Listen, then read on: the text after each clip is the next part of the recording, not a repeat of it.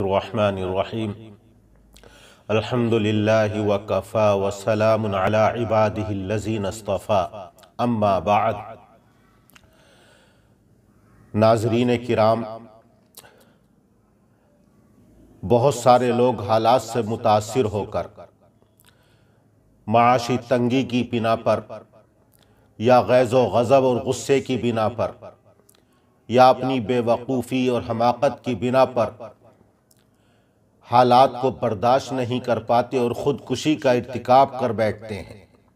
اپنے آپ کو کسی نہ کسی طریقے سے وہ قتل کر ڈالتے ہیں۔ یہ بہت بڑا جرم ہے، گناہ کبیرہ ہے۔ اللہ نے اور اللہ کے رسول صلی اللہ علیہ وسلم نے سوسائڈ کرنے کو، خودکشی کرنے کو حرام قرار دیا ہے، اور جو شخص خودکشی کرتا ہے اس کے لیے احادیث شریفہ میں وعیدیں بیان کی گئی ہیں۔ اگر کوئی شخص خودکشی کرنے کو حلال سمجھتا ہے اور جائز سمجھتا ہے، ظاہر ہے شریعت میں تو اس کو حرام قرار دیا گیا ہے، اور حرام کو حلال سمجھنے والا یہ اسلام سے نکل جاتا ہے، کافر ہو جاتا ہے۔ اگر کوئی شخص یہ عقیدہ رکھتے ہوئے خودکشی کرتا ہے کہ خودکشی کرنا حلال اور جائز ہے، تو وہ کفر پر مرے گا اور کفر پر اس کی موت ہوگی، اور ایسا شخص ہمیشہ جہنم کے اندر رہے گا، کیونکہ ظاہر ہے اس نے کفر کا ارتکاب کیا ہے۔ لیکن اگر کوئی شخص خودکشی کرتا ہے لیکن اس کو حرام ہی سمجھتا ہے، گناہ ہی سمجھتا ہے، لیکن پھر بھی خودکشی کر بیٹھتا ہے، تو یہ شخص کافر تو نہیں ہوگا، لیکن یہ فاسق اور فاجر کہلائے گا، اور اپنے اس گناہ عظیم کی بنا پر، چونکہ اس نے گناہ کبیرہ کا ارتکاب کیا ہے، اس گناہ کی وجہ سے وہ جہنم میں جائے گا، اور مدت دراز تک، لمبے وقت تک وہ اپنے گناہ کی سزا جہنم میں بھگتتا رہے گا، یہاں تک کہ اللہ تعالیٰ پھر اپنے فضل و کرم سے اس کو معاف کرے گا، پھر وہ جنت میں داخل کیا جائے گا۔ جب تک وہ اس گناہ کی جہنم میں سزا نہیں بھگتے گا، اس وقت تک اس کے اوپر اللہ نے جنت کو حرام قرار دے دیا ہے، سزا بھگت لے گا، پھر اس کے بعد اس کو جنت میں داخل کیا جائے گا۔ یہ تو خودکشی کرنے والے کا حکم ہے۔ حضور اکرم صلی اللہ علیہ وسلم نے ایک حدیث میں ارشاد فرمایا، جس کے راوی حضرت ابو ہریرہ رضی اللہ عنہ ہے، اور وہ حدیث بخاری اور مسلم دونوں کتابوں کے اندر موجود ہے، کہ حضور اکرم صلی اللہ علیہ وسلم نے ارشاد فرمایا، من تردى من جبل فقتل نفسه فهو في نار جہنم يتردى فيها، کہ جس شخص نے بھی اپنے آپ کو پہاڑ سے گرا کر، کسی اونچے مقام سے، اونچی جگہ سے گرا کر قتل کر لیا، اپنے آپ کو ہلاک کر ڈالا، تو وہ جہنم کے اندر اسی سزا کو بھگتے گا کہ اسے اونچے پہاڑ پر، اونچے مقام پر لے جایا جائے گا، اور وہاں سے وہ اپنے آپ کو گراتا رہے گا، اپنے آپ کو قتل کرتا رہے گا، خالداً مخلداً فیہا ابدا۔ حضور اکرم صلی اللہ علیہ وسلم نے ارشاد فرمایا، وہ اس کے اندر ہمیشہ رہے گا۔ اس کے آگے آپ نے فرمایا کہ وَمَن تَحَسَّى سَمًّا فَقَتَلَ نَفْسَهُ، جس شخص نے زہر کو پی کر اپنے آپ کو مار ڈالا، خودکشی کر لی، فَسَمُّهُ فِي يَدِهِ يَتَحَسَّاهُ فِي نَارِ جَهَنَّمَ خَالِدًا مُخَلَّدًا فِيهَا أَبَدًا، تو جہنم کے اندر وہ زہر کا پیالہ اس کے ہاتھ میں دیا جائے گا، وہ اس کو پیتا رہے گا، مرتا رہے گا، اس کے اندر ہمیشہ رہے گا۔ اس کے آگے اللہ کے رسول صلی اللہ علیہ وسلم نے ارشاد فرمایا، من قتل نفسه بحدیدة فحدیدته في يده يتوجأ بها في بطنه في نار جہنم، کہ جس شخص نے کسی لوہے کی چیز سے اپنے آپ کو قتل کر دیا، وہ لوہے کی دھاردار چیز اس کے ہاتھ میں دی جائے گی،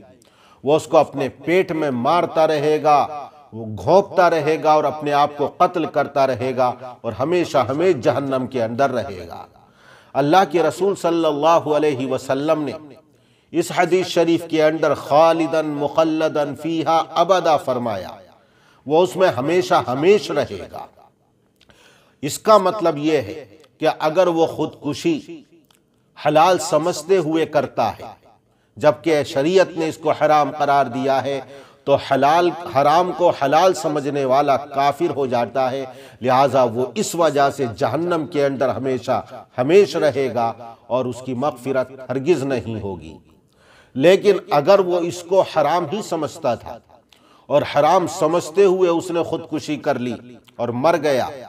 تو اب اس کا مطلب یہ ہوگا کہ وہ لمبے زمانے تک، جس کی مدت کو اللہ جانتا ہے، اللہ کے علاوہ کوئی نہیں جانتا، اس گناہ کی سزا بھگتنے کے لیے وہ جہنم کے اندر رہے گا، سزا بھگتتا رہے گا، اور سزا اسی طرح بھگتے گا جہاں اس کے لیے جلنے کا عذاب ہوگا، آگ کا عذاب ہوگا، کھانے پینے کے لیے اس کو جہنم کا خطرناک عذاب ملے گا، وہیں اس کے لیے یہ بھی عذاب ہوگا کہ دنیا کے اندر جس چیز کے ذریعے اس نے خودکشی کی ہے، جہنم کے اندر اسی طریقے سے وہ خودکشی کرتا رہے گا، اس کی اذیت اور تکلیف کو برداشت کرتا رہے گا اور مرتا رہے گا۔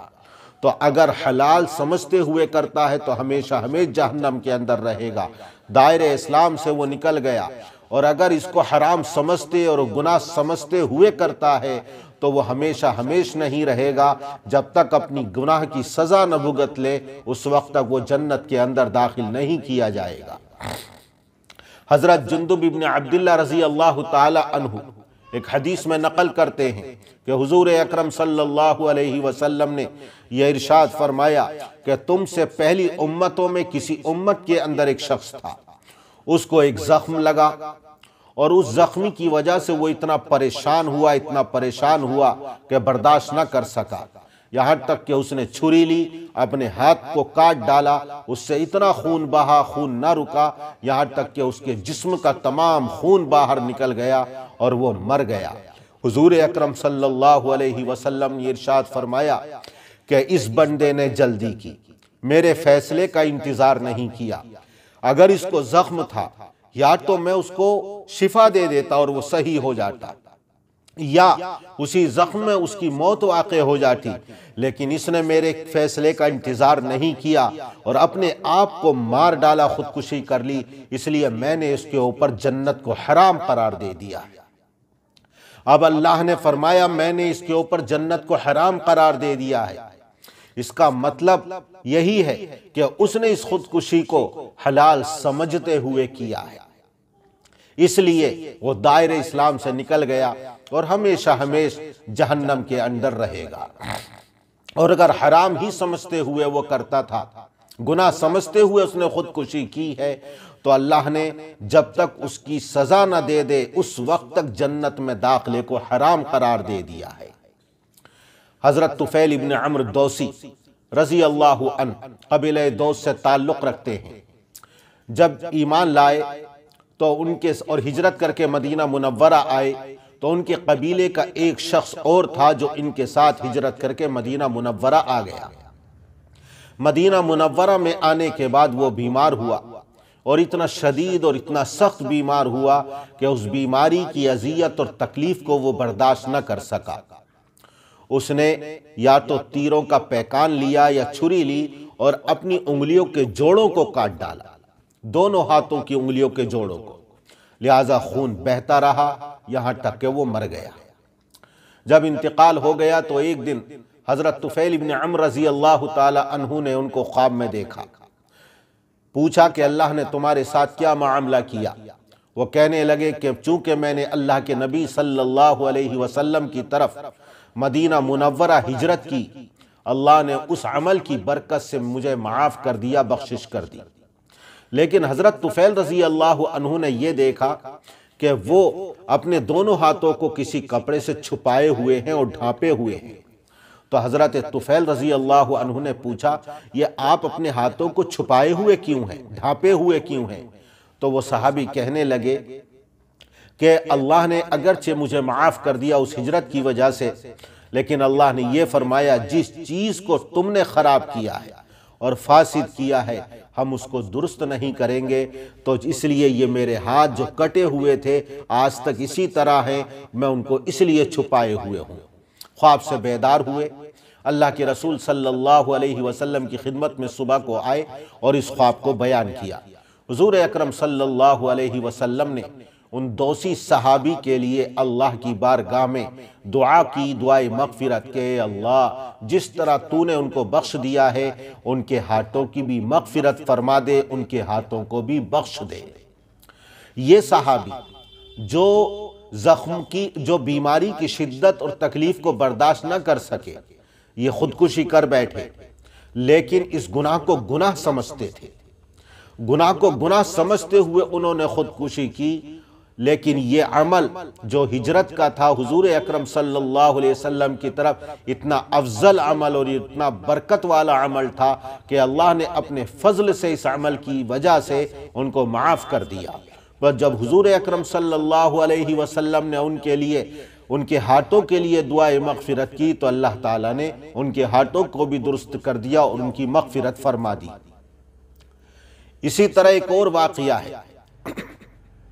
کہ غزوہ حنین کا واقعہ ہے، اور بعض روایات میں غزوہ خیبر کا واقعہ ہے۔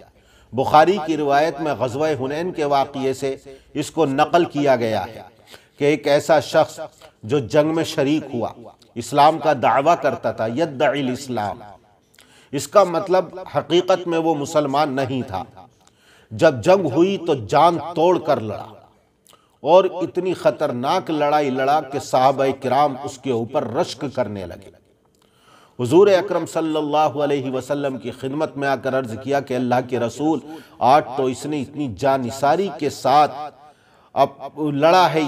کہ یہ تو جنتی ہے اور آج کا میدان تو اسی کے سر جاتا ہے۔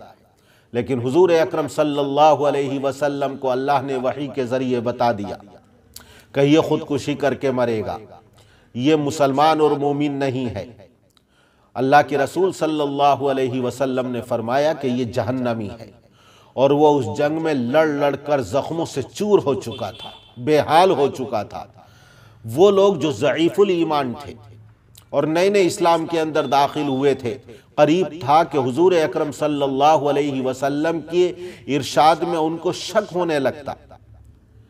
وہ تذبذب کا شکار تھے کہ ایک طرف تو یہ جنگ میں جان توڑ کر لڑا ہے اور ایسے اس نے جانثاری کا ثبوت پیش کیا ہے، اور دوسری طرف اللہ کے رسول صلی اللہ علیہ وسلم اس کے بارے میں فرماتے ہیں کہ یہ جہنمی ہے۔ لہٰذا صحابہ کرام اس جستجو میں لگ گئے، کیونکہ اللہ کے رسول کا فرمان بالکل سچا ہے۔ جب زخموں کی تاب نہ لا سکا وہ ایک طرف گیا۔ بعض روایات میں آتا ہے کہ اس نے ایک تیر نکالا، بعض روایات میں آتا ہے بہت سارے تیر نکالے اور اس نے اپنے سینے کے اندر ان کو گھونپ لیا۔ اور ایک روایت کے اندر بخاری کی یہ بھی ہے کہ جب زخموں کی تاب نہ لا سکا اور زخموں کو برداشت نہ کر سکا تو اس نے اپنی تلوار کی دھار پر اپنے گلے کو رکھا اور زور سے جھٹکا دیا، وہ تلوار اس کے حلق کے اندر چبھی اور وہیں وہ انتقال کر گیا، مر گیا۔ وہ صحابہ دوڑتے ہوئے آئے اور کہنے لگے کہ اللہ کے رسول، اللہ نے آپ کی بات کو سچ کر دکھایا، اللہ نے آپ کی بات کو سچ کر دکھایا، وہ جہنمی ہے۔ حضور اکرم صلی اللہ علیہ وسلم نے فرمایا، اللہ اس دین کو تقویت پہنچاتا ہے اور اس دین کے لیے بھی کبھی فاجر اور فاسقوں سے بھی خدمت لے لیتا ہے۔ وہ شخص شراح حدیث نے اور علماء کرام نے لکھا ہے کہ وہ منافق تھا، اسلام کا ظاہری طور پر دعویٰ کرتا تھا، حقیقت میں مسلمان نہیں تھا۔ حضور اکرم صلی اللہ علیہ وسلم نے فرمایا کہ وہ جہنمی ہے۔ یہ احادیث شریفہ کے اندر واقعات آتے ہیں، لیکن یہ گناہ کبیرہ ہے۔ کوئی حلال سمجھتے ہوئے کرتا ہے تو دائرہ اسلام سے نکل جائے گا، ہمیشہ جہنم کے اندر رہے گا، اور اگر حرام سمجھتے ہوئے کرتا ہے تو وہ جب تک اپنے گناہ کی سزا نہ بھگت لے اس وقت تک جنت کے اندر داخل نہیں کیا جائے گا۔ اس کا سبب آخر کیا ہے؟ اس کا سبب یہ ہے کہ آدمی کبھی حالات سے دوچار ہوتا ہے، پریشان ہوتا ہے، اور وہ اپنے دوست احباب سے ان حالات کو نہیں رکھتا، اپنے والدین سے یا اپنی اولاد کے سامنے یا رشتہ داروں کے سامنے ان حالات کو نہیں رکھتا اور ان کو سلجھانے کی خود ہی کوشش کرتا ہے، ان کا حل خود ہی تلاش کرنا چاہتا ہے، لیکن اس کی عقل ان حالات کی وجہ سے معوف ہو چکی ہوتی ہے اور اتنا پریشان ہوتا ہے کہ اس کو اس کا حل نہیں ملتا۔ نتیجہ یہ ہوتا ہے کہ متاثر اور مرعوب ہو کر وہ خودکشی کر بیٹھتا ہے۔ اس لیے انسان کو چاہیے کہ اگر حالات سے دو چار ہو، پریشان کن حالات اس کو پیش آئیں، تو وہ ان کو دوسروں کے سامنے رکھے، ان کا حل تلاش کرے، اس کا حل خود تلاش کرنے کی کوشش نہ کرے، تاکہ ایسے غلط اقدام سے وہ اپنے آپ کو بچا سکے۔ علامہ طور پشتی رحمت اللہ علیہ نے لکھا ہے کہ کبھی آدمی غصے کی بنا پر، کبھی آدمی بے وقوفی کی بنا پر، اور کبھی آدمی نادانی کی بنا پر، یا آدمی تنگی اور معاش سے پریشان ہونے کی بنا پر خودکشی کے لیے تیار ہو جاتا ہے،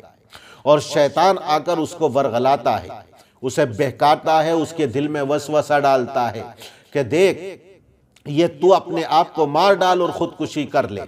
اس لیے کہ تو کسی کا قتل نہیں کر رہا ہے، کسی کی جان نہیں لے رہا ہے، یہ جان تو تیری تھی۔ لہٰذا شیطان اس کو بہکاتا ہے، وسوسے ڈالتا ہے، اور وہ اپنے حالات سے تنگ آ کر یا غصے کی بنا پر یا بے وقوفی کی بنا پر خودکشی کر بیٹھتا ہے اور اپنے آپ کو ہلاک کر ڈالتا ہے اور جہنم کا حقدار بن جاتا ہے۔ اس لیے خودکشی کرنا اللہ کے رسول نے شریعت مطہرہ کے اندر حرام قرار دیا ہے کہ دیکھو اللہ نے یہ جو جان دی ہے یہ تمہیں دنیا کے اندر بھیجا ہے، تمہاری روح، تمہاری جان، تمہارا جسم ایک امانت ہے، یہ تم اس کے مالک نہیں ہو، بلکہ یہ امانت ہے اللہ تبارک و تعالیٰ کی۔ لہٰذا اللہ کے حکم کے بغیر اور اللہ کی مشیت کے بغیر